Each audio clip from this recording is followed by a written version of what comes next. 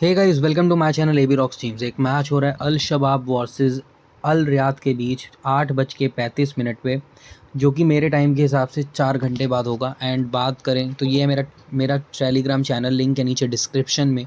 जाओ फटाफट नीचे डिस्क्रिप्शन बॉक्स में लिंक पर करो क्लिक और हो जाओ ज्वाइन।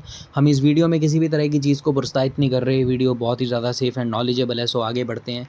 तो बात करें अगर हम इस मैच की, तो देखो ऐसा है कि अल शबाब और अल रियाद में अगर मैं आपको जेन्युइन बताऊं तो इस मैच में मेरे हिसाब से अल शबाब को मैच जीतना चाहिए, क्योंकि पिछले सीज़न 2023 से जो 24 का जो सीज़न था, उस सीज़न के अंदर अल शबाब टीम रैंकिंग में ऊपर थी। लेकिन अगर मैं इस सीज़न की बात करूं तो अभी शुरुआत भी है, लेकिन रैंकिंग में भी थोड़ा बहुत ना मीन्स मेरे को भी इनका पता नहीं चल रहा कि टॉप 10 से बाहर होंगी कि नहीं।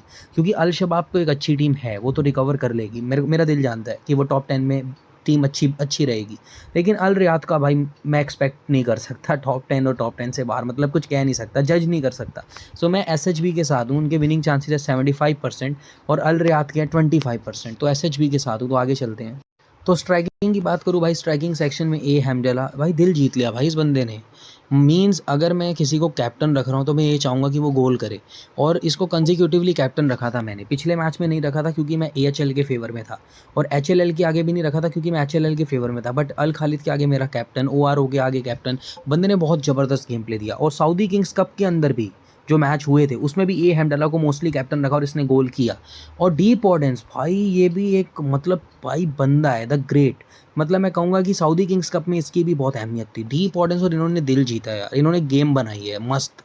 उसके बाद ऑपोजिशन की बात करूँ तो ये तो बहुत ज़्यादा नीचे जा रही है टीम एक्चुअली। अल आकिल तो बिल्कुल फ्लॉप ही हो गया है। मेरे को उम्मीद ही नहीं थी कि इतना गंदा खेलेगा अल आकिल, इसलिए अल आकिल में एक्सपेक्टेशन ज़ीरो है। तो मैं एम कोनाटे के साथ जाऊंगा एज अ स्ट्राइकर। उसके बाद बी मैंसा एंड शोज़, और कई लोग सोच रहे हैं मैंने इसको नहीं लिया एफ सेलेमानी को। अगर आप सेलेमानी को लेना चाहते हैं तो फिर आपको मेरे भाइयों एम कोनाटे को ड्रॉप करना होगा। अगर आप कोनाटे को ड्रॉप करते हो तो आपको 1 रुपये का भी फ़र्क नहीं पड़ेगा, 1 पैसे का फ़र्क भी नहीं पड़ेगा, क्योंकि एम कोनाटे एक मस्ट पिक नहीं है। अगर ये मस्ट पिक होता तो मैं कभी भी आपको इसको रिप्लेस करने को ना कहता, लेकिन मैंने खुद पिछले मैच में रिप्लेस करके खुद मैंने एफ सेलेमानी को लिया था। इसलिए मेरी नज़र आई बहेश पे भी इतनी नहीं है जितनी कि इन तीनों पे है, क्योंकि बी मेंसा भी ज़रूरी है जिसको स्ट्राइकिंग आती है। और उसके बाद अगर बात करूँ टोज़ की, देन ये तो अच्छा कर ही रहा है टोज़। एंड टोज़ के बाद एफ सेलेमानी और आई बहेश में से एक प्लेयर तो पक्का लेना है, सो मैं इसके साथ जाऊँगा। उसके बाद मैं ऑपोजिशन की बात करूँ तो जूवियर के बाद सी गुएंसा is not a good player. मुझे इतना खास वाइब्स नहीं आ रही इस बंदे से, तो मैं बोनावेंतुरा के साथ जाऊँगा।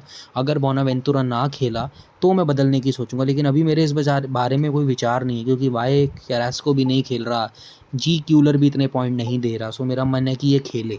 और बात करें डिफेंडिंग की, डिफेंडिंग सेक्शन के अंदर एन अब्दुल्ला के बाद रैनन बहुत तगड़ा खेलता है। रैनन असिस्ट रेशियो तगड़ा है।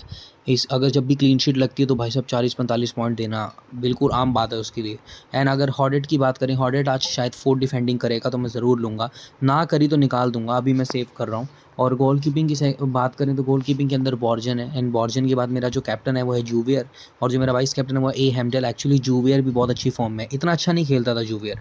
इसकी फॉर्म पिछले साल आई है 2024 की शुरुआत में, जब इस बंदे ने इंटरनेशनल खेला था ना सऊदी का, तो तब से इसकी फॉर्म गई नहीं है। बंदे ने पूरा सीज़न बेहतरीन निकाला है, तो मैं इसके बिल्कुल साथ हूँ। तो मिलते हैं नेक्स्ट वीडियो में।